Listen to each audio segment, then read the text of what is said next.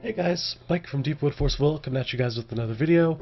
Sorry if I sound a little hoarse, I'm just getting over a cold, so unfortunately if I start sniffling or coughing, that's on me. But I want to bring you guys, in a timely manner at least, my personal set review of Advent of the Demon King. This is something that Deepwood's kind of been coming up with lately, something that Joe, Scott, and I have all been discussing, and we wanted to do a full set review of every card in Advent of the Demon King, so set's huge. This is going to be a long video, unfortunately, but I'll try to make it as painless as possible, so let's jump right into it. I pretty much did kind of a star rating that a lot of YouTubers, a lot of reviewers tend to use, where it's like, the way I've done it is that 5-star card, I can consider that like a metagame defining card, something that'll be shaking up the format completely. 4 stars, I consider it meta relevant, relevant in really good decks, or something that'll turn new decks up, which would be awesome. 3 stars, I say it has potential. It's a pretty good card. We'll see play in certain decks. We'll probably make up their own unique decks and find a place in there. 2 stars for a niche pick, where it's like a card that's okay, but really good in certain very, very specific decks. And then 1 star, I think, is just total garbage and won't see any play whatsoever. So, you're going to see a lot of total garbage cards, unfortunately. That's just the way that these sets normally work. So I'll try and rapid fire those, just tell you what's bad about them. So without further ado, let's get started with Light. So first card is a new Radiance, basically 1 mana, do nothing. Gaining gems isn't really that great, doesn't warrant a spot, and it's not a quick cast card. We'll skip that. Next up is Gemblade Opal. Opal is prevents all damage when you gain a gem. Unfortunately, this is just infinitely worse than Faria Paladin of the Dawn, so it's a 1 star. Gemblade Alexandrite, effect's cool, flying is cool, but a 0/15 for 6 is never ever going to see play. Gem Jail is extremely expensive, very specific, and if you're going to run this, why not just run Lumia's Judgment instead? 1 star.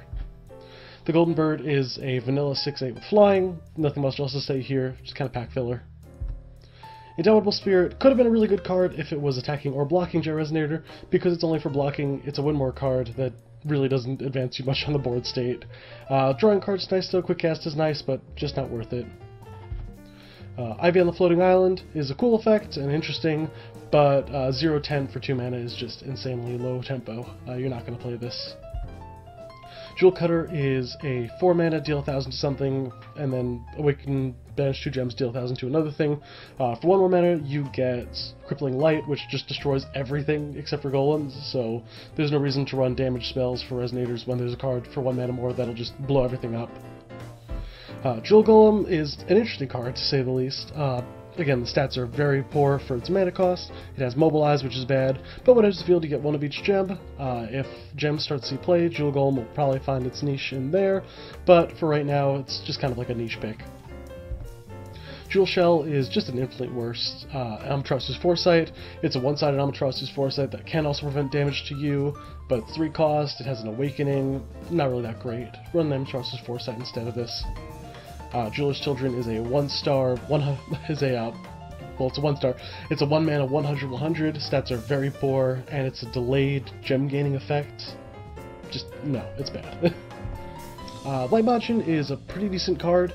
If you have the Light Crest, it comes in as a 1,000,000s for 2 are not bad, but the Light Crest, unfortunately, is just something that you're not going to play on turn 1, so this is never going to be a 1,000,000 you can play on turn 1, unless you're in like the absolute best case scenario. Speaking of Magic Crest of Light, because it's a 1 cost, you want to play it early on, but the effect is so poor when you don't have when you're going second, because you have to either put something on your opponent's creatures or just play a 1 mana card that does literally nothing. So not that great. Maybe a 1 of in Wellser. Magic War in the Floating Isle is a 1 mana 0/15 with Mobilize 1. Flying Moon, Artificial Moon didn't see play. This one won't see play either. Master of the Sky is pretty interesting, actually. It's a 4 mana with quick cast and flying. When it's the board, you can deal 800 damage to something that's attacking or blocking, so it's pretty versatile in that regard. It has quick cast, it has a tap ability that deals damage, so you don't have to block with it a lot of the time. So it's a decent card. It's not like great. It's not going to be seen in a lot of decks, but it might be a niche pick, and it's just a little too good to be a 1-star. Panda Pilot is a 5 mana 1,000/1,000. We already said those stats were bad with conditional flying. Skip that. Raleigh Golden Bird's actually really interesting. It's, again, 2 mana, quick cast, and flying. 2/8 stats aren't really that great, but they're not bad either. But retargeting is really good. When it comes in, it can change the target of a card for 2 white mana. Whenever it's targeted by something, you draw a card. So not only do you get redirection, but it also pays for itself. And then you can just pay 2 will at later times to just change the target to itself again. So just a lot of retargeting, a lot of extra drawing. Ra's just cool in that regard, and might see a niche in certain light base decks or even mono white decks, which would be awesome. Rainbow Shimmers is very, very low tempo for what it does. Like, depending on how many gems you have, you can either check the top cards of your deck and add 1 to your hand, so it's a selective draw if you have a bunch of gems, or it destroys target non-Magic Stone, non-J Resonator with total cost X or less. And that's just awful because the only thing you're ever going to be destroying are additions in New Frontiers. And having a 1 mana card that has a conditional destroy an addition is awful. Just run any of the other Edition 8 cards we have. There are tons of them. Rallying Stone the Panda is not bad. We haven't seen that many board-wide buff cards in a while, so having a 2 mana +2/+2, or if you're playing, say, like a Panda Swarm deck, if you're going to try that out, you get a 2 mana +4/+4 to the board. That's not the worst thing in the world, and this card might see play if aggro Swarm Pandas get a little bit of extra boost, but I don't think we'll see a lot of it, so I only gave this a 2-star. Rampaging Magic Warrior is a 3 mana 1000/1000 that gets 1 good attack or block in and then dies. That's just bad. Don't play it. Rose Quartz, I think, is probably one of the most interesting cards that came out of Light. I give it a 3-star because it's one of the only cards that, on its own, naturally can give itself a cost of 0. Where if you have 5 pandas, choose a 0-cost panda. When she goes to the board, pandas control gain +4/+4, so she kind of influences that swarm capability for pandas. And then at the end of the turn, you recover them all, so you just get extra blockers, extra attacks in, block at the end of the turn. So I think she's cool. I think she'll see some play. If you're ever playing a panda deck, Rose Quartz is a 4 of. Sealing the Gates of Darkness obviously is fantastic. Darkness Resonators have been one of the biggest, most valued Resonator types in the game, so having a 1 mana quick cast way to just remove them from the game is fantastic. Definitely going to see play. Soothsayer Panda is a conditional draw if you're playing pandas. That's not that great. Stats aren't that good either. Forgettable. Tigris, now getting his sealed item unsealed, kind of, again, attributes to that Panda Swarm strategy that people are saying is going to happen. Tigris, when it comes into play, you gain a light gem, well, you gain a gem of any attribute, and then the sealed items, whenever a panda comes into play, you gain a light gem, but you only get that once per turn, which is fine. Opposite side, you can remove a darkness gem to target something and it gains -5/-5. That's not a once per turn effect, which is really cool. Tigris can potentially just like nullify some creatures on the board. If you start amassing dark counters, dark gems, you can just throw those out, so that's pretty cool. And you can banish 2 light gems to recover himself, but you can only play that once per turn. So they're really cracking down on Tigris, trying to make sure that he doesn't OTK people, but there's a lot of damage built into him. Will that be good enough for him to see play? Probably not. He'll probably still be like a C-tier ruler, so give him just 2 stars. The Floating Isle is probably the best card to come out of White in a long time. It's our first ever Quick Cast edition, which is super cool. It's a 3-cost edition, Quick Cast, and the ability for each player to only play 1 card a turn. Now combine that with a couple of other cards you see from this set, Floating Isle will definitely be a huge hindrance and a huge help to a lot of white-based control decks. So I'm definitely looking forward to this card, to see what it'll do. Bush the Floating Isle, this one was kind of on the cusp between a 2 and a 3-star. We ended up going 3 just because we think searchability in stuff like Ayu, for example, which we'll come to later, will be great. 1 mana search your deck for anything with flying. I don't personally think there are enough flying resonators to make this card insanely good. If this was around when Gwyber was around, this card would have been nuts. But it's still a good card, still has some pretty decent targets, so that's a 3-star. White Dogs for Sour Pals is awful. I don't want to look at it, so we're just going to skip over it. And lastly, for White, we have a White Dragonoid Child. It's a 4 mana 7/7. Stats are definitely not there, but when it enters the board, you recover a target Resonator, and if it's a Dragonoid or Panda, it gains +2/+2 until end of turn. That recovery effect is actually kind of cool. Getting an extra +2/+2 on top of it is not bad at all. So this card is a potential C in maybe like a Dragonoid Panda Swarm deck. Maybe a deck that's trying to you know, hit multiple times in the face, trying to get some really good damage in. So it's not a bad card. It's not really like stellar. It's not like opening my eyes and be like, whoa, wow. So we left it as a 2-star. And then lastly for white, we have Wings of Gold. We put this as a 3-star just because of its interaction with Ra, who was also a 3-star.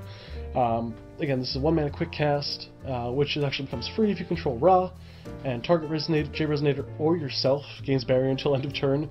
There are a lot of cards that say deal to your opponent that don't target your opponent itself. So Wings of Gold will not hurt that, but it will hurt things that are like things that'll deal damage to a J-Resonator, things that'll say to target opponent.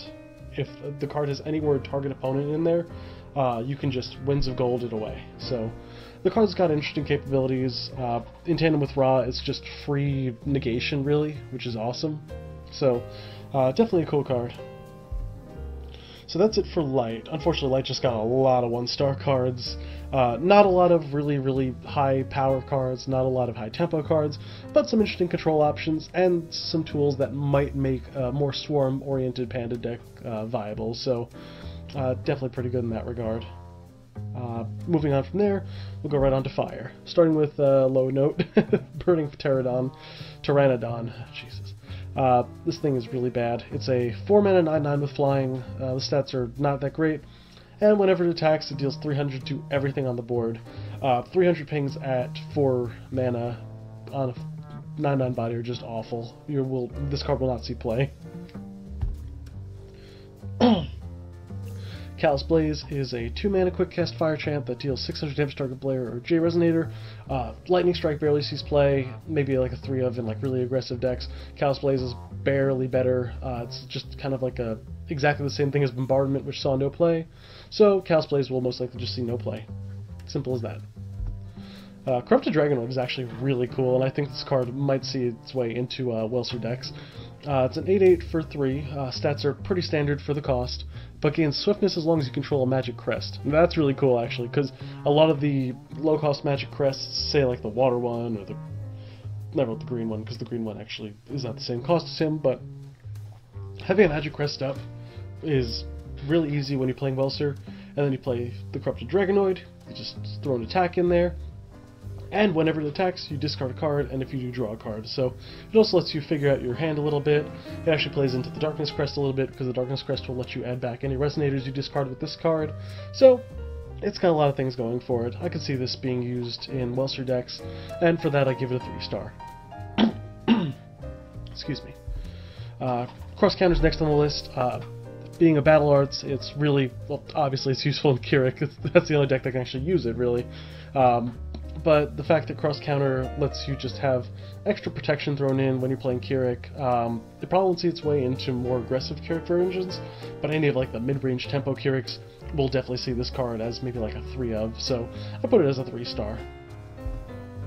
Devoted Squadron is an interesting card. Definitely not the worst thing we've seen, so I could not give it a 1-star, just because if your life is 2,000 or less, you just get a 3-mana 14/14 worth of stats. If this had the combo potential for each Devoted Squadron to activate its activated abilities, that'd be kind of insane, but the fact that it has that limiting factor definitely means that this is just a 2-star. Can be a little forgettable, but at the same time, the card has some pretty good intrinsic value. Dragonoid Doctor gives a Dragonoid at the end of turn, recover it for a 2-mana 6/5. End of turn recovery effects, unless they're board-wide, aren't really that great, and with red you want something to recover before the end of your turn so you can attack with it again, so Doctor's really not that great. Dragonoid Rogue is a 4/2 for 1 with swiftness. At the end of a turn, return it to your hand. Mars sees no play, and the reason Mars was even remotely playable was because Namblot was a decent Resonator, like twice as good as Dragonoid Rogue, really. And because Mars sees no play, because Namblot's just considered bad, I do not consider Dragonoid Rogue to be a good card, so 1-star. Elixir the Majin, I was back and forth on 2 or 3-star for Elixir. The 4-mana 10/10 body's pretty good, of course. Them titties though. Having 2 crest abilities is actually really good for her. Unfortunately, both the crests that she uses are 2 of the not so great crests, I would say. If she has Fire Crest, deals 600 to every resonator your opponent controls. Board-wide 600 damage is not bad. Unfortunately, you do have to be playing the red crest for that, and you have to draw it before you draw the elixir, play it out, and there's a lot of little factors that have to play out before you can get full value out of elixir. And then Crest Black is actually, I think, a little bit better, where she comes into play and you just destroy a resonator for no cost, really. For that, I think she's maybe like a 1 or 2 of in Welser decks. She's not the greatest, definitely not the best Wicked Spirit we saw, but I give her props for having 2 really interesting effects that have merit as you go throughout the game, so 3 stars. However, Elixir's Fighting Spirit, I think, is great. Quick Cast and Remnant has always been good. We've seen that with Charlotte's Water Transformation Magic, and giving something +4 plus 400 and 0, a J Resonator +400 and 0, and First Strike is really good, especially if you're like trying to go into combat and you're trying to like throw some damage out, and your opponent sees you have 1 will up, and he's like, "What if he has Elixir's Fighting Spirit? Then I can't deal with that." That's the kind of stuff that Elixir's Fighting Spirit can do. And the fact that it is Remnant means that your opponent will constantly forget that it's in the grave, throw something to block that you think will destroy your thing, you give it First Strike, and they end up losing all their tempo. So, card's cool. Evil Dragon Hellblaze, I think, is just way too expensive for what it does. It's a 5-mana 12/12 with flying. Not the worst thing ever. Just not very exciting. And then, when it enters the field, you search your deck for up to 2 Magic Crests, reveal them, and put them into your hand. Searching Magic Crests is cool. With this card, I can see you searching out like a Black Crest to try and gain some late game memento, but most of the crests you want to see in the early game just to get your combos going. Most of your Majins trigger off of the crests, so Hellblaze is just kind of too little too late to really get that going. Fast Food, I think, is pretty garbage. It's a 1-mana chant that either puts 5 counters on, banish the Resonator to put 10 on, banish the Beast to put 15 on.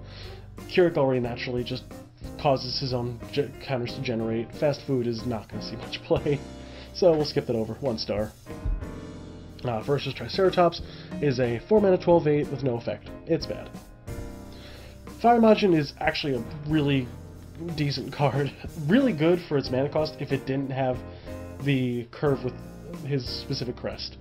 1 mana 4/4 is fine on stats, and then Crest Fire, when it enters the board, it deals 600 damage to target player or J Resonator. That's a lot of just a lot of versatility in the card for being as highly statted as it is. 600 damage to literally anything is great. The only problem is that if we go onto the Magic Crest of Fire, which will show up later, Magic Crest of Fire is a 2 cost, so you can't play Fire Majin into Crest, or vice versa. If you play Fire Majin and then play Crest, you're just getting no value, really, which is unfortunate. But Fire Majin's a good card. 2 stars. Fire Wave is extremely expensive. 6 mana deal 12 to everything is awful, I would say, just because you're going to be playing this in a control deck, and most of the time in a control deck you're not going to control board. And for 1 mana less, technically speaking, because this could cost 4, but at the same time banishing Wicked Spirit is awful. For 1 mana less, you could just play either Eternal Recurrence or Crippling Light, destroy everything instead. 1 star. Fires of the Demon King is a delayed damage to only a Resonator that your opponent can play around really easily, and it's a 0/1, which is awful. 1 star. Freyla Servant of Demon Fire is actually one of my favorite design cards from the set, I would say. Having the Dark Elf Wicked Spirit attributes is really cool. It's a 2-mana 6/6 that can gain swiftness, so in the vein of Old Lancelot, but it's a very non-aggressively formatted card, I would say.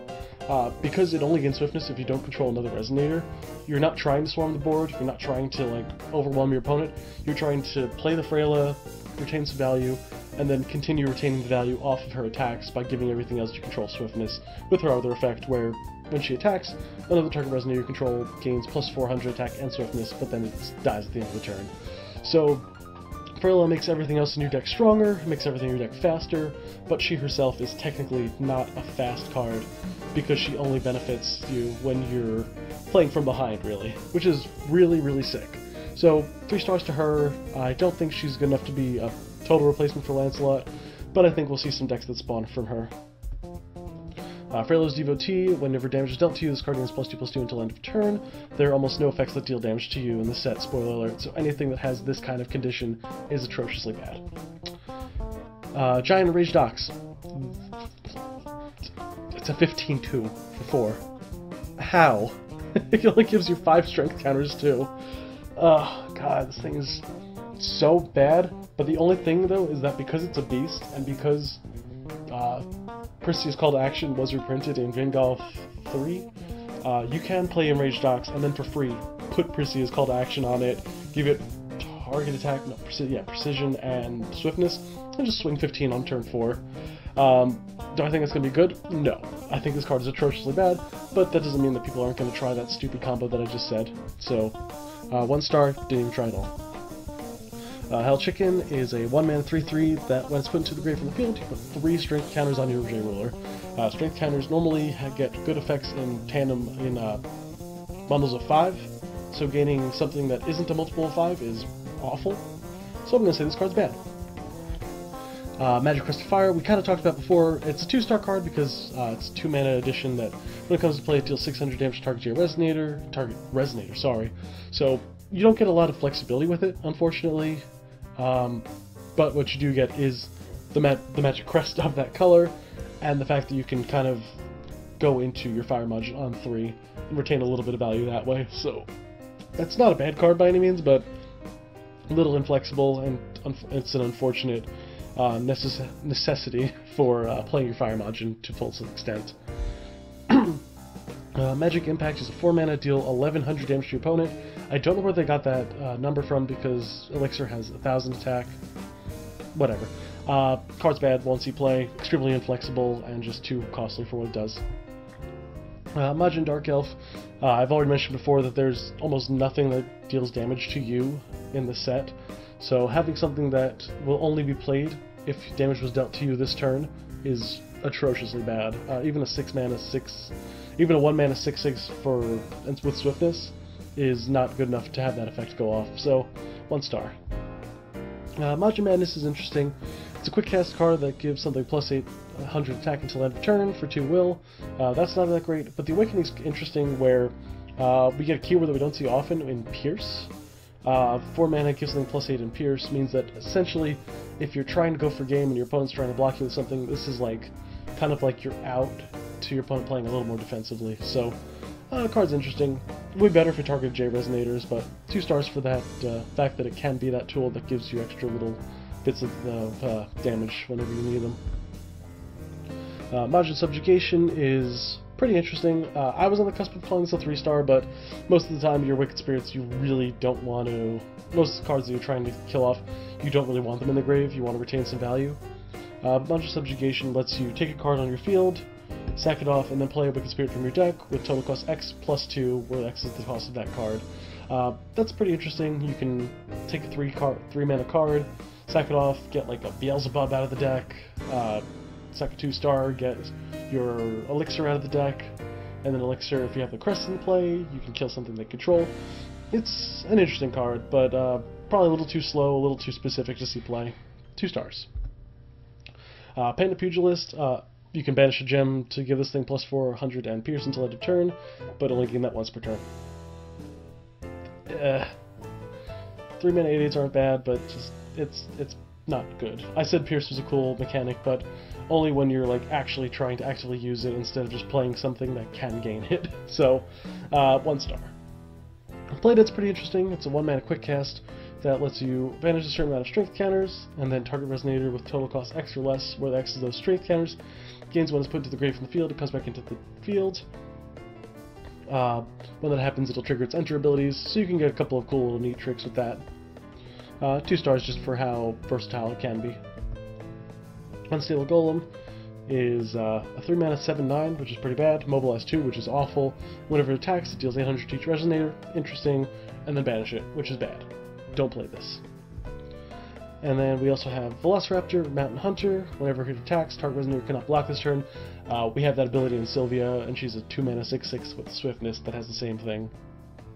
6 mana for that's too much. And of course, lastly, we have the Demon King himself, Welser the Archmage. we give him a 4-star just because we think that he is a fantastic control ruler.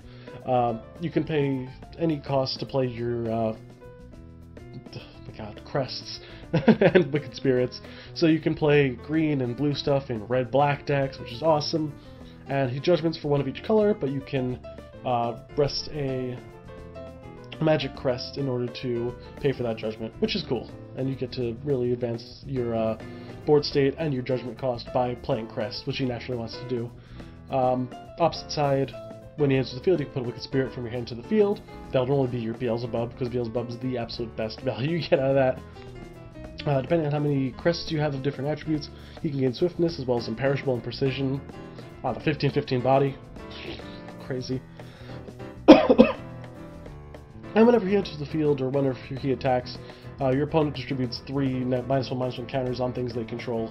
-1/-1 counters are good with Beelzebub, they're good with Welser, and they can just keep accelerating as you go along. So, definitely really strong. I expect to see a little bit of Welser. I expect to see him in a lot of premier control decks, and I think people are going to have a lot of fun building him. So, 4 stars on him. Total for fire, again, we see a lot of 1-star cards. Kind of same we did with white, but we have a nice little even distribution there. Unfortunately, no 5-star cards yet. Moving on to water, we have some pretty interesting stuff in water. I think water got the most good stuff out of the set. We'll start off with Angular Panda. Obviously, it's a blue panda, which is interesting and weird, but when it enters the field, you can draw a card if you control a water gem. This actually gives incentive to play water and play water gems. Having a 2-mana 600/600 that draws a card is pretty good, so Angular Panda may see a little bit of play. 2 stars. Next we have Ayu Lunar Swordswoman, also Ayu Shaman Swordswoman. Ayu's probably the most interesting card from this entire set, hands down. We're back and forth on between a 3 and 4 star, depending on how severe we think playing 1 of every card in your deck is compared to having 4 of every good card in your deck. But Ayu's just cool. She judgments for super cheap, blue and 1. At the beginning of your game, you draw a card. Fantastic, you always start with an extra card. And you may not have more than 1 copy of any card in your deck. So she has a huge restriction where you have to play a Highlander style deck in order to use her. But on her backside, she's also 1,000/1,000 for that 2 cost with Imperishable, so you can just keep playing her. When she comes to play, you can search for a soul, and then you can discard a soul to give her +5/+5 flying and first strike until end of turn. Tons of effects there. And then her God's Art literally lets you search for any card in your deck once per game, and you just mill the top of the rest of them into the remove them from the game. So she has a ton of great effects, a ton of great support cards. She's insanely powerful, but will her restriction be too much to offset that? And that'll be something that we'll experiment with. For now, we say she's like a 3.5 star, sort of on the cusp, depending on how people build her. And there's a lot of experimentation that needs to be done. I use Pictorial Scroll. This is sort of like a Valentina card, not Valentina, Shion card, where you reveal the top card of your deck. If it's a Resonator, you put it into the field, otherwise you draw it. But if it's Ayu, you can play it if its total cost is 5 or less. So getting a 3-mana discount from this card is actually insanely powerful, and if you have ways to kind of stack the top of your deck, which we do see a couple of in the New Frontiers format, this card will probably see a little bit of play, which is super cool. The card's well designed. It's also a treasury item, so hey, pretty good. Ayu's Special Power Medicine is just a little bit too weak, I would say. Your J Ruler gains +2/+2. Ayu's already 1,000/1,000 with Imperishable. You don't need that. It's a treasury item, which gives it a little bit of merit, but at the same time, it's just not powerful enough. And only when you J activate, when it enters the field under your control, you can put the top card of Magic Stone deck into your field. You're not going to be judgmenting a lot with Ayu, and this card especially is not going to be seeing a lot of use when you judgment, and also you can only play 1 of this if you're using Ayu, so not good. 1 star. Ayu Short Strike is insanely powerful. This card is a 1-mana quick cast. Reveal the top 5 cards of your deck. If none of them share a name, which you're playing Ayu, they will not, because you literally can't do that. You destroy target Resonator and put the rest on the bottom of your deck. So, in Ayu, this is a 1-mana destroy something, but can also be used in other decks aside from Ayu if you either play 1-ofs or really want to gamble with it and play like a small number of certain cards. So the card has a lot of interesting merits. It's a 1-mana destroy a Resonator card. Ayu's definitely going to see this, and I think this card could spawn some pretty decent other decks as well. 4 stars. Crying Mermaid is whenever it blocks, prevent all damage that will be dealt to it this turn, and it gains +2/+2 as long as the weather is in rain. Both of those effects kind of counteract each other because it only is going to have +2/+2 on your turn most of the time if you're playing Shayla, and whenever it blocks it's going to be that 400/500 unless you've deactivated Shayla, or if you have played Weather Change Rain. 1 star. Not good. Dinosaur Surfacing is a crazy card, because you get to search your deck for a dinosaur, of which we have a couple of pretty decent ones, mainly one that you'll see later. But basically, you can pay 1 to add it to your hand, or you can pay 1 blue and then blue and 3 to put it into your field instead, triggering enter abilities and all that stuff. So, having the ability to search out big dinosaurs, obviously you're going to want to play this on a dinosaur that costs 5 or more, which we do have a couple of. Velociraptor we always saw was one that cost 6, but Velociraptor's a little low tempo. But this card's really strong, having insane tutor ability in any deck is great. Diver Panda is a 1-mana 2/2, which is already bad. Whenever it deals damage to your opponent, you return target resonator to your opponent's hand, and you can banish a gem to make it not be blocked. These are really, really slow effects on a really inconsequential body. 1 star. Duplication Mirror I originally put as a 2-star card because I didn't read the effect fully. It's a 4-mana addition and treasury item. As it enters the field, you choose a non-magic stone, non-J-ruler entity. This card enters the field as a copy of that entity. That's not an entity you control, that's any entity. I didn't realize that at first. So if your opponent has something huge that you're struggling to get over, something that's shutting you down, you can just Duplication Mirror it and copy it and shut your opponent down instead. So, definitely a really, really strong card. 3-star, especially because it's a treasury item as well. Definitely going to see some play. Flood is a 3-mana quick cast spell that rests up to 2 target resonators. This is extremely inconsequential, especially if you look at other cards we already have, such as like Rachel's Smile, or the next one on the list actually, so 1 star. Hey look, Lethargy. Quick cast, rest all resonators your opponent controls, and they don't recover during your controller's next recovery phase. Shut down their board for a turn. For 2 mana more than Flood, it's infinitely better. So, don't play this. This is still not too great for the mana cost, but if you're going to play anything, play Lethargy over Flood, of course. Lowly Spirit Bug. Joe and I, again, this is a 5-star card. Joe and I have been talking, and we say that this is the best water resonator that's come out probably since Captain Hook. We do not say that lightly. Lowly Spirit Bug is a extremely versatile card. It's a 1 mana 100/100. Stats are completely negligible, but what it does is fantastic. It has swiftness, which is great because you can just immediately swing it for that 100 damage and rest it, which means that you can just bring it back with Lumia. And when it enters the field, you draw a card. So if you're playing, say, Lumia, it enters the board, you swing with it, you draw the card. End of turn, you flash it back in with Lumia's effect, draw another card. That's a +2 on your first turn with just the Lowly Spirit Bug if you're playing Lumia, so that's great. It's also a soul, so it's searchable with IU, and it's discardable with IU to give her those extra buffs. Definitely going to be one of the best value-based water resonators we see, so 5-star rating immediately. Next we have the Water Crest of Magic. I think this, in my opinion, is probably the best Magic Crest we've seen from the set. When it enters the field, you draw a card. It's plain and simple. But it's a 1-mana card, so on turn 1 you just get to go make a neutral play and establish a Magic Crest, which is awesome, especially because the Water Margin is a 2-cost, which means you can Water Crest, draw the card, and then next turn play the Water Margin, draw a card. So keep up your advantage, keep up the control, keep up the tempo of the game, and this is definitely a 4 of in Welser, hands down. 3 stars. Magic Warrior on the Coast is a 3-mana 800/1000 with Mobilized Blue. That's already bad. And when it enters the board, you reveal the top 3 cards of your deck and draw a golem from them, put the rest into the graveyard. So you accelerate through your golems, but there's a chance you might miss your golems, and the stats on this thing are awful. 1 star. Magical Windchime is pretty interesting, not gonna lie. It's a 2-blue treasury item edition that lets you tap and produce any color to play Chance.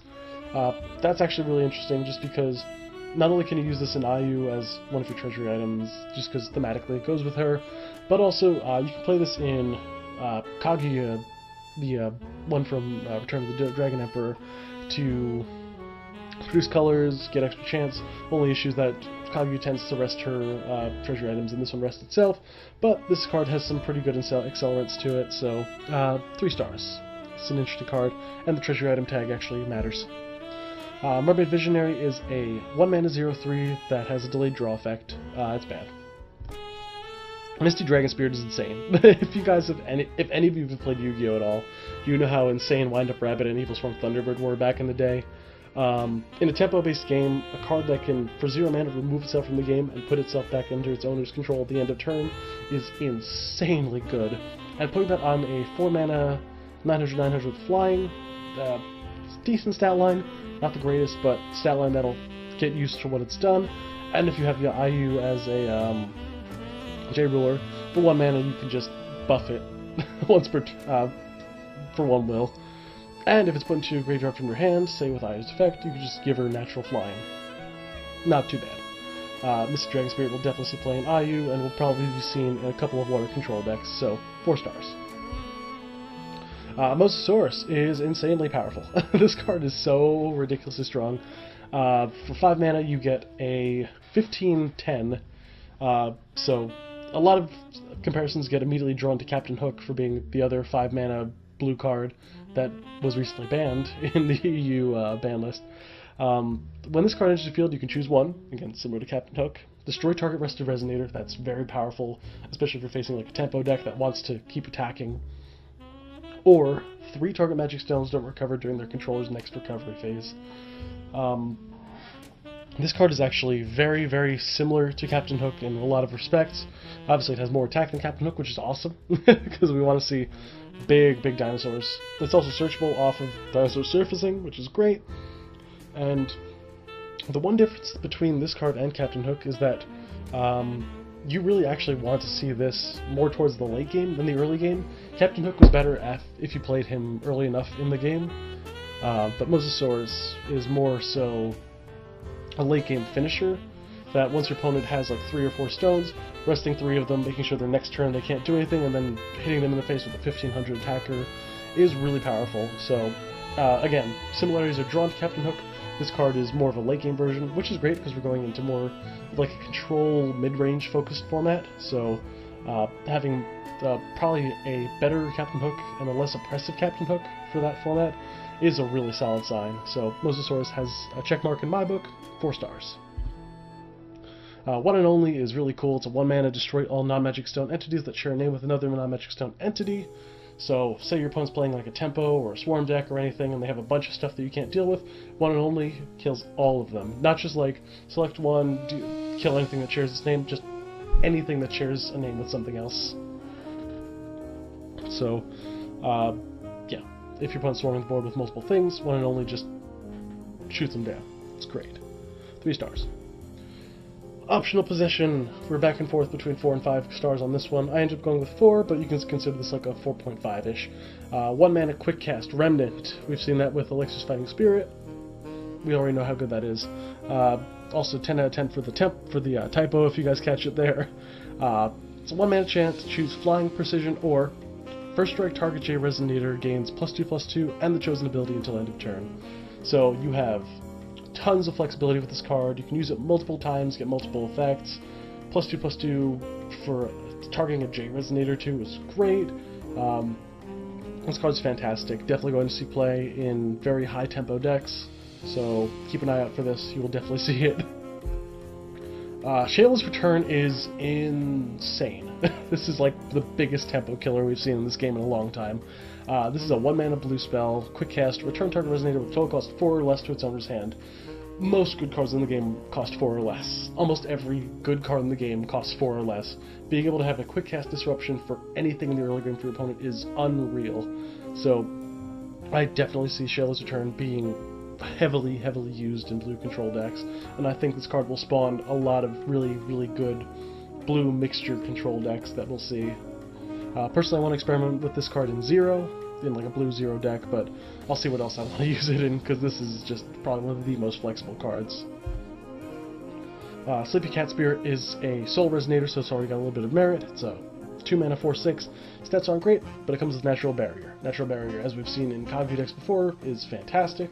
So give it a 2-star. It's kind of a vanilla, but it has cool stuff added to it because of its race and keyword. Soaring Falcon Spirit is another soul. This is probably one of the less good ones. It's a 4-mana 8/8 with flying. Stats are a little weak. Whenever it attacks you, rest target Resonator. That's an okay effect. It's not spectacular, so 1 star. Swirling Mermaid is a 5-mana 10/10. We know that stat line. That's an awful stat line, unless you have a really insane entry ability, and this card does not. So you can pay 2 blue, rest a Resonator, but only play that once per turn, and should keep you blocked as long as the weather is rain. Whatever. This card is definitely not strong enough to see you play, even in Shayla. Unexpected Visitor is a 3-star card in my book just because it's interesting. It's really, really interesting. 1 blue quick cast to give everything in your hand quick cast until end of turn. Cool thing about giving things quick cast with a card like this is that if you play something from your hand that has quick cast in your hand, your opponent can't favor spell it, because once it enters the chase, it loses quick cast because it's no longer a legal target for Unexpected Visitor. So having this card, playing this at the start of your turn, being like, oh hey, by the way, for the rest of my turn I can just do anything whenever I want, and your opponent's like, okay. So Unexpected Visitor is probably going to be a really cool card. Lets you do not a lot of really neat tricks. So 3-star card, could see its way into certain decks, and I definitely want to see it be used in certain decks. The card's just cool. We also have Valorous Tiger Spirit, which is a 12/12 for 5 with precision. 12/12 for 5 is okay, but if you're playing IU, you can play him for 1 less, so a 4-mana 12/12 is pretty decent, actually. And when it's put into your grave from your hand, target your Resonator gains precision. That's actually really important because that's the only keyword that IU can't naturally gain on her own. So discarding a Tiger Spirit to use her effect will give her first strike, barrier, and precision. Well, she also doesn't get flying and swiftness, but Tiger Spirit definitely helps out with a lot of that. So definitely a cool card, 2 stars. Watchman of the Coast is a 4-mana 4/12 that when it's put into a graveyard, which you probably won't do because it has 12 defense, you rest turn, target Resonator your opponent's controls to its hand, and it gains +4/+4 as long as the weather is rain. It's pack filler. Water Margin is fantastic. This is again 3 cost. It's a 2-mana 6/6 that if you control a Water Crest, you draw a card. Extremely high tempo card, fits well with the curve of going into your Water Crest to your Water Margin. So this card is a natural 4/of in Welser. And lastly, for water, we have Willful Samurai Spirit. Again, we're seeing more use of the Pierce keyword in this set, which is both cool and kind of annoying. Because unfortunately, it's cool to see Pierce come back in because it's a cool mechanic, but we just see it put on really bad Resonators. This is a 4-mana 10/8. That's awful. It's a Soul Resonator, so it's searchable, and you can pay it for 1 less if you have IU. And if you discard him, IU can gain Pierce, or anything neutral gains Pierce, but honestly speaking, you're not going to get that much use out of him, so 1 star. He's not the greatest. So water got a lot of really nice little tools in this set. Definitely still, of course, we have a couple of 1-star cards because that's the way most curves are going to go, but we see a high number of 3s, a decent number of 4 stars, and we saw there are 2 5-star cards out of that, which is awesome. Definitely good to see that. Blue probably got the absolute best cards for the color out of the set. They've gotten it a long time, so I'm happy to see them on top again. Moving forward, we've got, of course, our wind stuff, everybody's favorite color. The first card on the list is CL Sorcerer's Priestess. This is basically like your mini Feathsing. It has quick cast, and when it enters the board, you naturally produce 2 wills in any combination of attributes. That's actually pretty good. Obviously, it's not as good as Old Feathsing, because Old Feathsing would just come into play, and then later you could just tap it and tap it and tap it, and you have wills to stay. With CL, you do have to use the wills immediately as it's played, but that also helps out with torrent abilities and torrent cards, which could see recurrence with this thing, but probably won't. And also whenever you play Windchain, it gains +2/+2 until end of turn. That's a little irrelevant. Seal's Familiar, well, sorry, that's a 3-star. Seal's Familiar BK is also a 3-star. Basically just Fat Tama. When it enters the field, you look at the top 3 cards of your deck, you add 1 to your hand, put the rest on the bottom. Basically an amped up version of Tama. It's also got the same stats as Tama for double the cost, and it deals double the damage when you banish it. It's literally just Fat Tama. There's nothing else to say about it. But because Tama's a good card, I'm saying this is a good card. 3 stars. Seal's Wind Blast. This is crazy. Obviously, it's a lot of damage for extremely high cost. This is an insanely high costed card. But one thing that this card does do is fixes Green's biggest problem, which was the fact that they can never deal retroactively with Resonators. Normally you would have to play either Soul Debt or Cancel to stop a J Resonator or a Resonator from coming into play, and normally they didn't have any answers for J Resonators. Now they do. There's a 1500 damage card that kills J Resonators. This card probably won't see much play, but I put it at a 3-star rating because it's literally just like Forcible's just going through their like list of things that Green can do and was like, well, they can't deal with J Rulers or Resonators that stick on the board, and oh geez, guess we should plug up that hole. Oh look, Green's perfect. Alright, that's my rant. Seal's Wind Blast is actually really, it's not great, but it'll see play because it fixes problems. Destruction of the Portal, 2 mana, quick cast Remnant, destroy target edition. Why would you pay 4 to destroy an edition, destroy another edition, when Heavenly Gust is still in the game? 1 star. Dispersal, quick cast, 2 mana, prevent all damage that will be dealt by target Resonator until end of turn, draw a card.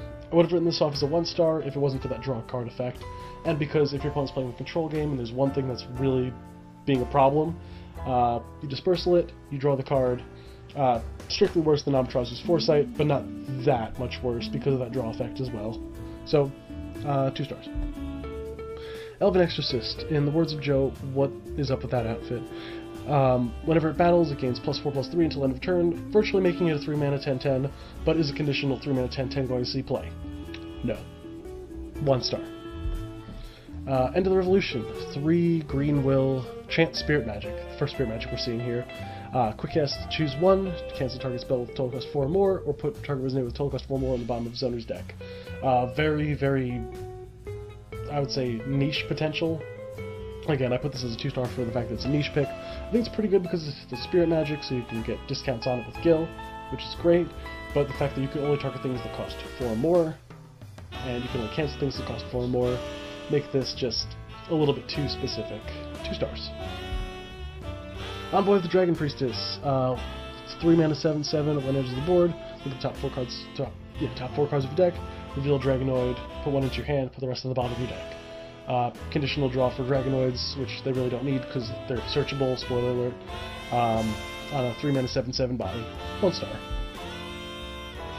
Fairer is actually pretty interesting. It's a 4 mana 10/10, which is good stats. Decent stats for the cost. When it enters the field, or whenever it attacks, you reveal the top card of your deck. If it's an elf, you put it into your hand.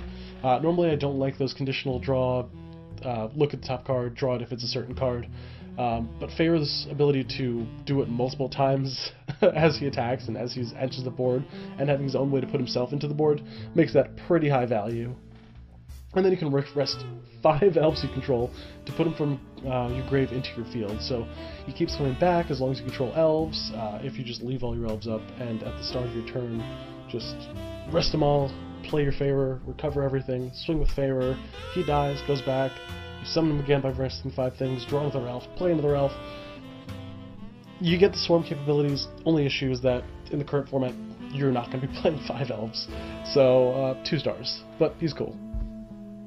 Next we have Gil. Gil with his unsealed ability. The main difference you see here is that you can, at the end of your turn, put the top card of your main deck into the grave on his front side, so you get your acceleration into your Spirit Magics and your Elementals.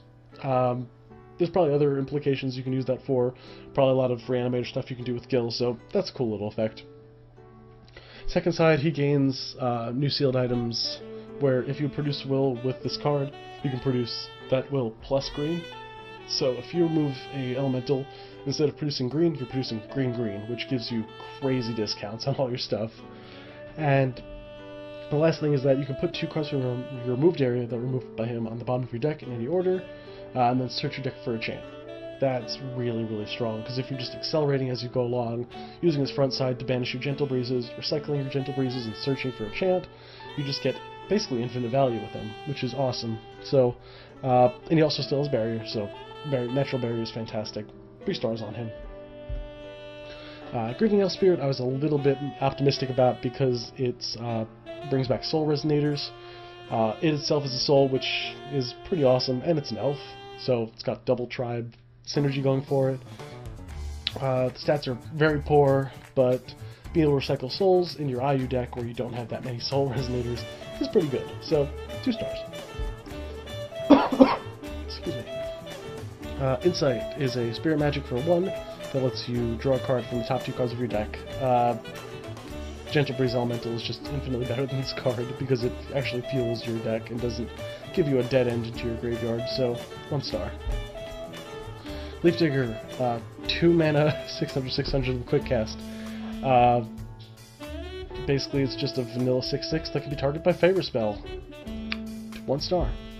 Leaf Garb, 2 mana, 6/6. When this card enters the field, you search your deck for up to 2 resonators with leaf in their names and put them into the graveyard. And shuffle your deck. And so it's a 6 mana, 600/600 for 2, Foolish Burial. Certain cards benefit from it, but those cards aren't good, spoilers, so bad. Leaf Golem. As you play a card, you may banish. First of all, it's a 5 mana 15/15 with mobilize 1. That's. And as you play this card, you may banish a Leaf Wing and a Leaf Fighter. If you do, you may pay it for free. Leaf Wing and Leaf Fighter are basically just vanilla resonators. They're awful. And you can also banish a Leaf Wing and a Leaf Fighter, put this from your graveyard into your field. So it keeps going back for your opponent to remove. Definitely not that great. Elemental and Golem, so again, dual tribe synergy, but just not a good card. Leaf Punisher, the only redeemably good Leaf card, I would say. The only one that's above a 1 star. Leaf Punisher is a 4 mana 1000/1000. Stats are fine. And when it enters the board, you destroy target fire resonator. If you're looking to just destroy your opponent's elixir, you can just play Leaf Punisher. Fire resonators aren't really that high tempo right now, they're not that great, but if we see fire take over, Leaf Punisher becomes a staple on the side for green. 2 stars. Leaf Wing is a 1 mana 3/3 with flying. It's an elemental and a beast. Same as, pretty much similar to Rook from back in Grim Cluster, but it's got extra tags on it. Rook ones didn't see play, this one either. 1 star. Oh, Magic Crest of Wind. Okay, this is something that I was thinking would be really good for Welser. When it's the board, you put the top card of Magic Stone deck into your field. Not rested, so you can play Magic Crest of Wind into a Magic Crest of Water, draw a card, and accelerate into your Judgment next turn if you have the will set up. So this card just opens a world of possibilities for Welser, and I think it'll see a ton of play. In the Welser deck specifically. In other decks, probably a little too slow. Otherworld Dreams. This is the card that everybody's talking about. This is the metagame defining card. This is the only 5-star card I gave for green, spoilers on that, but it is so unbelievably powerful that I could say that it's easily, if I was to do the top 5 for the set, Otherworld Dreams is easily number 1. It's a quick cast to cancel target spell your opponent controls. Then your opponent may play a card with total cost equal to or less than the total cost of the card cancelled that way from their hand without paying its cost. A few things here. 1, it does count as your opponent playing the card, so if you Otherworld Dreams their thing and they play another thing, you consider wins that second thing. Crazy.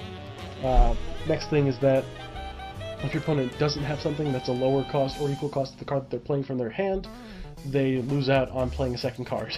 So that's bad.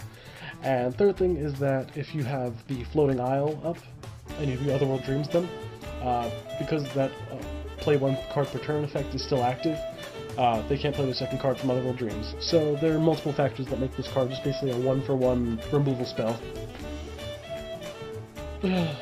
Why did we get more cancels? Why did we get more insane cancels? 5 stars on that, it's insane.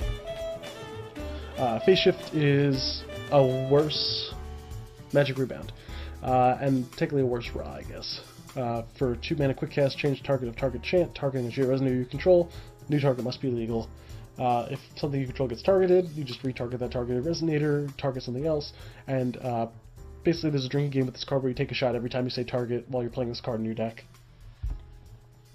Portal Mages, it's a worse Fairy Sacred Vision and a worse Elven Archer. Will not see play. Reel of the Dragon Princess, you may play 2 mana 6/6 is already good. Pay 1 less to play Elemental Resonators. Most Elementals are pretty bad, so that doesn't really do much. When it is the board, you put all Elementals from your removed area into your graveyard, so you can just reset your Gentle Breeze Elementals for Gil, which is cool. and then it awakens for green and 1, where you can put Viola the Dragon Priestess from your deck into the field. So we'll see Viola in a little bit. These two have pretty decent little synergies together. A couple of anti-synergies a bit of the time, but is it worth it to pay 4 mana to play 12/12 with the stats and get a couple of synergies? Maybe. So it depends on how good we see elemental-based decks, I guess. So 2 stars. The Eternal Tower. This card, everybody was hyping at first, and then we realized that it's just kind of like an anti-fairy spell, Otherworld Dreams, I guess. It's 3 mana. Whenever a enchant with total cost 1 or less is played, you cancel it. So, very easy to play this on 3, and then know that your opponent can no longer play their cancels if they're playing like Fairy Spell and everything like that. They can't play any low-tempo cards. They can't play any of their discard spells if they're playing like Scorn and Nameless Mist. So, the card has decent implications, but 3 mana to do that is pretty weak. 2 stars. Tower Guardian is a 10/12 for 4, mobilizes 2, that's gross, and it gains barrier during your opponent's turn only. Most good removal spells are quick casts, so this card does nothing. 1 star. Traveling Panda is actually a card that I really enjoy. It's 3 mana for an 8/8, which is awesome. When it enters the board, you may banish a Wind Gem. We don't see a lot of Wind Gem synergies, so that's cool to see there. If you do, put the top card of your Magic Stone deck into the field. Panda has a Gretel. Which is sick. It's one more mana than Gretel, but the stats are also really good. 3 mana 8/8 that accelerates you. It's pretty sick, and I think this might be the reason we see like a green-white control Panda deck come into the fray. Who knows what'll happen with it? The possibility's there, and Traveling Panda opens up a cool little world of possibility for that. If it wasn't exclusive to pandas, I would put this at like a 4 star, but unfortunately right now it is a 2 star. Hopefully somebody gets experimental with this thing. True Blade of Spirits is a 1 mana chant spirit magic with quick cast and revenant that deals 500 damage to a resonator with total cost 2 or less. This being a spirit magic is unreal. Being such a high tempo early game card that you can essentially play for free is really good. So 2 stars. So we'll see this in like a tempo based or even a control based skill deck. Ultra Awakening is the ultimate cheese. You get a 6 mana quick cast chant spear magic elemental. I don't know where the elemental comes in here, but you can banish this for guild other effects. And its effect is that target J resonator gains plus 2,000 until end of turn. This being a quick cast mass buff card is probably one of the coolest things ever, especially because you can discount it with Gil, especially if you get to Gil's J ruler side. If you're swinging with him and your opponent doesn't declare a blocker, you can remove an elemental, pay 2 of the green will to play this card, and then for 4 will, beef up your Gil and hit them in the face for 31. That is, that's a lot of damage. So, Ultra Awakening is an insanely powerful card, definitely going to see us playing. If you're playing Gil, this is like a 1 or a 2 of, maybe, but at the same time, it just opens up such a world of possibilities that I can't say anything less than giving this thing a 3 star. It's the ultimate cheese card. We also have Viola the Dragon Priestess. We already saw her counterpart in Beulah. As she enters the field, remove up to 6 elementals in your grave from the game. So we see that weird little synergy going on where it's like Beulah puts them back in, but Viola removes them, and then Viola gets another extra effects depending on how many you removed, where you can either draw a card, put something on the bottom of its owner's deck, or produce 2 green, which is super cool.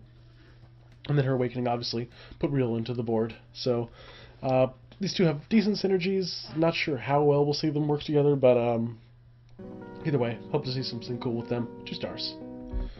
And then lastly, we have Wind Majin, pretty simple stuff. Kind of mirrors his seal, where for Will you get a 9/9. Stats are a little weak, but with him you get to search your Magic Stone deck for a card and put it into the field. Searchability makes this thing pretty interesting. Might be like a 1 of or 2 of in Wilser. So yeah, pretty simple card, but effective. Does some acceleration, but the acceleration's a little late in the game. And that's everything there. So for Wind, we got a lot of either mediocre or like good in certain scenario cards, and then we got Otherworld Dreams, which was insane. So we see a huge skew for Wind, but they got the best card in the set. So They'll be the ones to brag. Moving on to darkness stuff. First one we have here is Advent of the Demon King. Being a multi-choice judgment removal spell is interesting. You can choose one of the following effects, where Judgment gain -5/-5 until end of turn, or you may pay 0 to do Judgment of Welser. That's for 3 will. It's not quick cast, which kind of makes sense for the second ability, but not for the first ability. But the ability to have that flexibility there is pretty nice. So Advent gets a 2-star in my book. Might be like a 2 in a Welser deck, assuming you're playing black in it too. Annihilation Beetle is a 4-mana 10/5 that exclusively when it attacks it gains +500 attack until end of turn. That's a 15/5 for 4 conditionally. This card will see no play. Beelzebub, Blow to the Flies. The thing's cool. A 5-mana 15/15 is awesome already, and it comes with flying, so you get a big old wad of stats for what he does. When he enters the field, you put 5 -1/-1 counters on him, so for like a second he's a 10/10. But whenever a resident your opponent controls with a -1/-100 counter on his put to the grave, you put a -1/-1 counter on this card. So the more you deal out with those -100 counters, the more you get to accelerate them. So you get counter acceleration on top of removal, on top of tons of stuff there. And the last effects that remove a counter from him, put a counter on something else. So you're just like throwing damage around, and especially because Welser also has built-in counter sending, counter making, it amps up a lot. So Beelzebub is like the premier card you get off of your Judgment when you Judgment your Welser, and it's just like, it's so much stats. It's got flying. It's awesome. I like this card. 3 stars. Blood Ritual is a 1-mana quick cast card that gives a Resonator 600/600 until end of turn and you lose 400 life. Or you can remove a mystery counter, give it 900/900 and you lose 600 life. So on the first side it's a strictly worse, whatever that new card is, Evolution of Limits from the old set. I don't know what it is now, I forget. That's how important that card is. But it's quick cast, it gives you some life loss. But at the same time, you can also awaken it to give something +9/+9, which is pretty cool for Rhea, because you get to like play tempo-based resonators, get a quick cast, +9/+9 whenever you need it, so it pays its dividends, which is great. 2 stars. Bloodsucker Dragon is a 6-mana 10/10 with flying, with life link, if you play Magic. Whenever it deals damage, you gain that much life. This card is so low tempo, it will not see play. 1 star. Ceaseless Devotion, 2-mana quick cast. As long as target resonator you control is in the field, if damage being dealt to you is dealt to that resonator instead until end of turn. This is literally just strictly worse. This card is 2 mana to be strictly worse than blocking a resonator. 1 star. Command of Life and Death.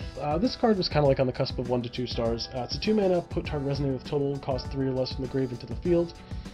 You get a premium, sort of, because you're paying 2 to get a 3 cost, but at the same time, it's very restrictive resurrection. Dark Revolution is just infinitely better than this card, because if you're playing a Resurrect deck, you want to get the most value out of your Resurrection. So, 1 star on Command of Life and Death. Corrupted Knight is a 3-mana 9/6 vanilla. Corrupted Panda is a 1-mana 5/5. When it enters the field, you banish a gem. If you don't, you banish it. 5/5 for 1 will, but you have to banish a gem. It's not the worst thing, because it's very doable if you're playing this in some weird Tigris deck. This is a 1-mana Panda, which is kind of good, because you can play it with Rose Quartz, but unfortunately, I just don't think this card's good enough. 1 star. Dance of the Moonlight is a 4-mana, deal 800 to every resonator, remove 2 counters, destroy all resonators instead. For 1 mana, you get Eternal Recurrence. This card's bad. 1 star. Darkblade's Harvest, 3-mana, destroy a resonator. That's pretty good. We don't have a lot of just non-conditional destroying a resonator cards. If this thing had quick cast, it'd be way better, but unfortunately we can't have everything. And the Awakening is actually really sick, because you can remove 2 mystery counters and deal damage to your opponent equal to the attack of the resonator you destroyed. So if your opponent's trying to block you and stop you from killing them with like a big resonator, and you have a big resonator to kill them with, you can remove 2 of those mystery counters, sack off the resonator, deal a lot of damage to them, and then attack, deal a lot of damage to them. So this card will probably pick up a couple of cheesy kills. Dark Elf Fugitive is a 4-mana 8/8. Stat line's awful, but when it enters the field, you search for an elf or dark elf, and then put it into your hand. The versatility on this card is actually really cool, because most people are like, oh, are dark elves and elves the same thing? First of all, it tells you that they're not, which is great, so now you can just show people this card whenever they ask that question. And the next thing is that having the ability to search literally any elf tribal or dark elf tribal card from the deck, it's pretty cool. They don't really have synergies together with each of those colors, with each of the decks, but the fact that this thing kind of bridges the two is cool. So, 2 stars. The Dark Smudgeon is pretty cool, actually. It's a 3-mana 8/8 that if you have a Darkness Crest, which is pretty easy because the Darkness Crest is a 1 cost, you destroy any resonator with total cost 2 or less. Just immediate removal for that, for a pretty decent body. Not too bad. Dark Smudgeon gets a 2-star in my book. Deadly Housefly is a 1-mana 1/100 with flying, kind of in the flavor of Beelzebub. And whenever it attacks a resonator, you destroy that resonator. Pretty simple effect, but we've seen this effect done on so many resonators before. None of them have seen any play whatsoever. Housefly has worse stats, so it will not see play. 1 star. Digestion is a 2-mana quick cast card that destroys target wind resonator. If you just don't like green, which a lot of us don't, you just put this in your sideboard. It's plain and simple. 3 stars. It's unconditional removal for a wind resonator, so it's gonna be good. Faith in the Darkness. If you look at the top 5 cards of your deck, you may put a resonator with 2 cost or less of them from the field, and if it's John d'Arc, she gets +2/+2 from counters, gains swiftness and first strike until end of turn. If you get John d'Arc off of this, it's pretty good, but if you don't, it's strictly just worse than playing a resonator, so 1 star. This card is RNG beyond belief. Don't need that. Faithful Vampire is a 2-star card because I just wanted to give this 2-star because a lot of people are talking about it. The fact that it's kind of like you build your own vampire, in a word. It's 3-mana 8/8. You can play black to do any of the following effects, where it'll gain flying, gain lifelink, really. Whenever this card does damage, you gain that much life, and whenever it deals damage to a resonator, destroy that resonator. So you get a lot of really interesting effects, and each of those effects are stackable, which is why people are talking about that life gain effect, because if you pay, say, black to give it, whenever this card does damage, gain that much life, and then do it again, whenever you attack with this thing, whenever it deals damage, you're getting 8, and then gaining 8. So people are like, oh, this card's going to give you infinite life, and then you realize that it's a 5-mana 8/8 to do that. Doesn't sound that good. But 2 stars, because it's interesting. Hilda and Safina are the cards that made me the most angry out of this entire set, because they are Dark Elves, they're 4-mana 1,000/1000s, the stat line's meh. When they enter the board, you lose 1,000 life. I'm just gonna throw this out there. Lose 1,000 life. The Dark Elves. A lot of the Dark Elves gain effects when you take damage. Because losing life does not count as damage, this won't trigger any of those effects. Hilda and Safina don't do anything for the archetype they were built for. When they leave the field, you gain 1,000 life, so you paid literally 4 mana to do nothing besides get a 10/10 body, and they gain swiftness, flying, and first strike as long as your life is 1,000 or less. You're not getting yourself that low with their effects. It's so incredibly mediocre. 1 star. I wish I could give this 0 stars. John d'Arc is awesome. It's a 2-mana 7/5 human resonator, already cool. The stat line is interesting, and whenever it gains swiftness as long as you have 3 or more J resonators, and this card cannot be destroyed. That includes herself as well, so you only need 2 other resonators to get her effect off, which is nice. And then if it would deal damage to a J resonator, you could put a -1/-1 counter on that J resonator for each 100 damage you dealt instead.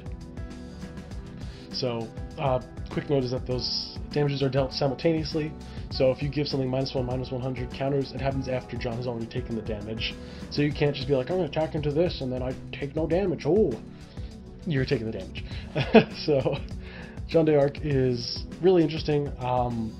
The fact that she has that ability to not be destroyed, the reason that Faith in Darkness is so good with her is it gives her first strike, which means that you attack something, give it the counters beforehand, and then it deals the damage back to you after it's received those counters. So, very interesting card.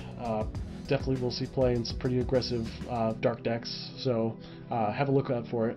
It's going to be good. Jet Ambitious Panda is a 4-mana 10/10 stat line we've seen a couple of before. It's a panda, and when it enters the field, you gain a Darkness Gem. Fine. And then you can banish Darkness Gem to give something -4/-4 until end of turn.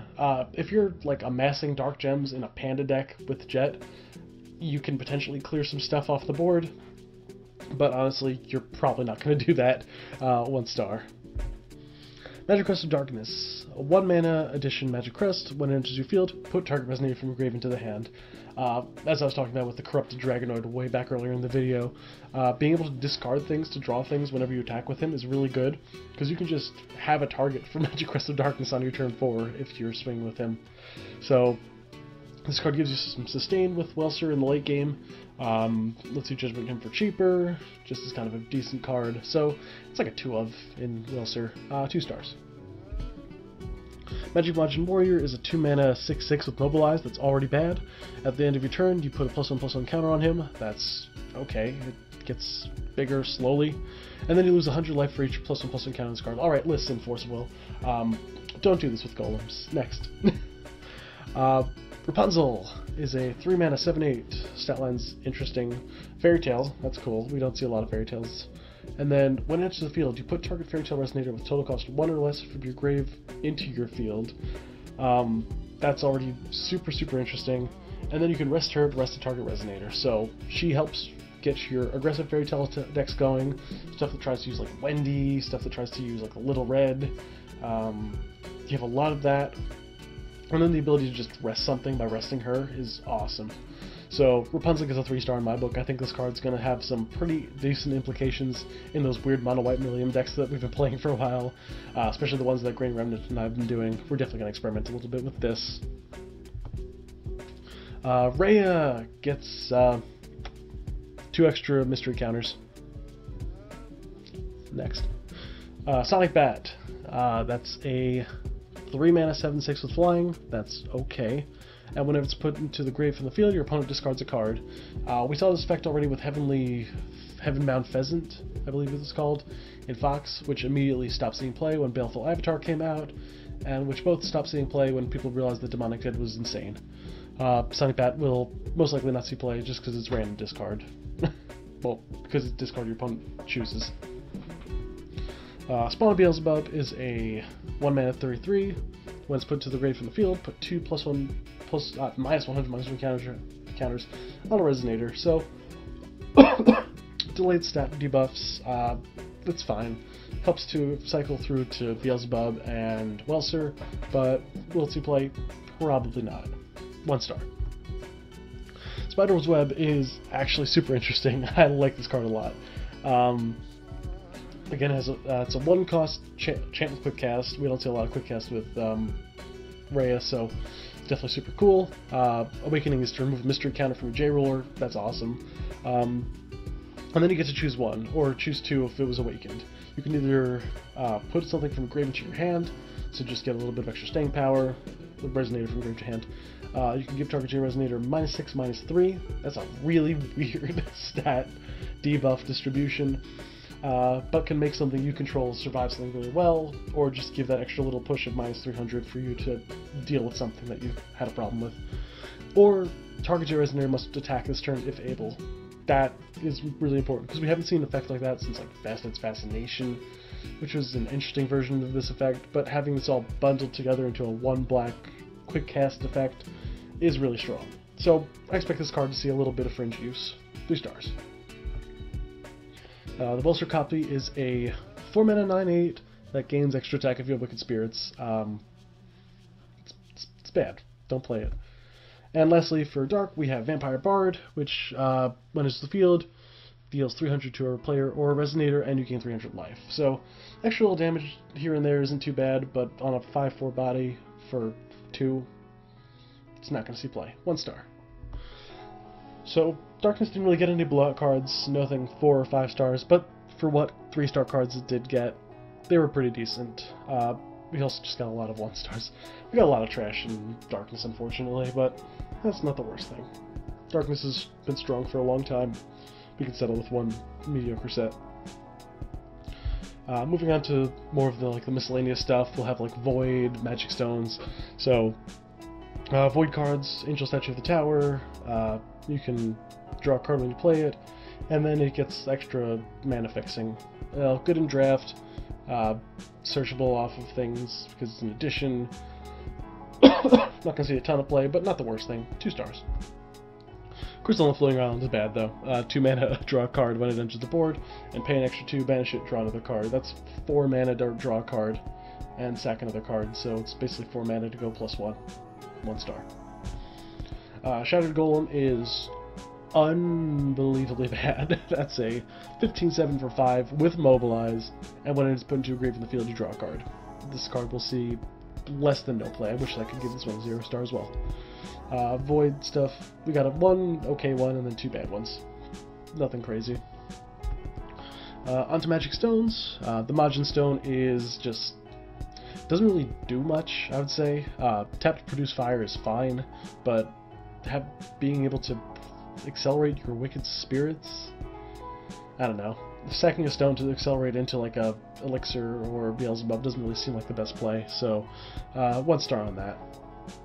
And then the other stone we got was IU's insane broken stone. Oh my goodness! You get to play 4 Rules of Memoria. This is the only reason IU is even remotely in people's minds. If this card didn't exist, IU would be like a 2-star card. Holy crap! This thing is insane. Getting to produce anything of your IU means that your one of each card per deck restriction is like null and void because you can just pay anything and play anything. 5 stars. This card is unreal. Best stone we've seen since Rules of Memoria. If you're playing IU, play 4 of this because her condition doesn't affect your stone deck. Have fun. That's a really weird little distribution there. So. We have 1 1-star stone, great, and we have 1 5-star stone, super. And then lastly, we just go through the variants really quickly. The variant on White Dragon and Child doesn't give any +2s to Dragonoids, but comes with extra stats on herself, so she's a 900/900 that recovers a target resonator. Still a 2-star card, nothing different there. First is Triceratops, loses 200 attack for precision, still bad, 1 star. Cryo Mermaid actually gets a tiny bit of boost, because its effect is now whenever it attacks, you prevent the next damage that be dealt to it. Now it's a 2 mana 7/6, because whenever it attacks, it'll have +2/+200 in the rain. So this card gets an extra star because it actually has synergy with itself this time around instead of being some weird thing that relies on rain on your opponent's turn. Tower Guardian loses literally like 400-200 worth of stats to gain barrier during both players' turns. 800 is awful, and Mobilize 2 is terrible, still won't see play. And Sonic Bat gets a weirder stat distribution where you gain 800 defense and lose 200 attack, but you want it to be in the grave so you can discard a card. It's bad, 1 star. Total for variance there. I would say, obviously we got some bad stuff, but the Cryo Mermaid definitely had a little bit of improvement on there, so that's cool to see that thing get a better variant, because most of the variants we saw were just like the same thing at the same level, so that's nice to see. So all in all, we've got a pretty standard bell curve for what we pretty standard curve for what we see for most of these sets. Obviously, a lot of it's going to be pack filler because the set's huge. you can't make every card good. So we got like 75 1-star cards, about 42 stars, just under 30 3-stars, and then less than 10 of both 4 and 5 stars. But you really should save your 4 and 5 stars so that they're not just like a ton of them. So all in all, the set's really cool. Pull rates have been interesting. I kind of wish they didn't reprint the Star Deck rulers in these sets, just because I'd rather get Wilster and Hayu. But it's definitely really good to see so much expansion on the gameplay, and so much experimentation with certain other effects, giving love to certain colors that haven't had love before, giving blue a bunch of sick stuff, and one of the coolest, I think the most unique ruler we've seen in the game for so long. I'm very hyped for the set. I'm very hyped to start playing with it. I'm hyped to get into tournaments that use the set. So with that being said, thank you all for watching. It's been a lot of fun. Also, last minute thing, since I wanted to get through this video so quickly, shout out to Zach Whittington from Grinning Remnant for that logo you see down there. That is officially our Deepwood logo. Now we're like a real people. Woo! So, oh god, I'm so sorry for any coughing fits I had, guys. Still trying to get over this cold, but again, let me know what you think of the ring system here. Let me see. This has probably been a super long video. I don't even know how much time has passed, but let me know if you guys want to see more videos like this, more videos in the future that go over like the whole set and this rating system that I have. And of course, like, comment, subscribe, yada yada yada, do all the things, and I hope to see you guys at the next tournament. Take care.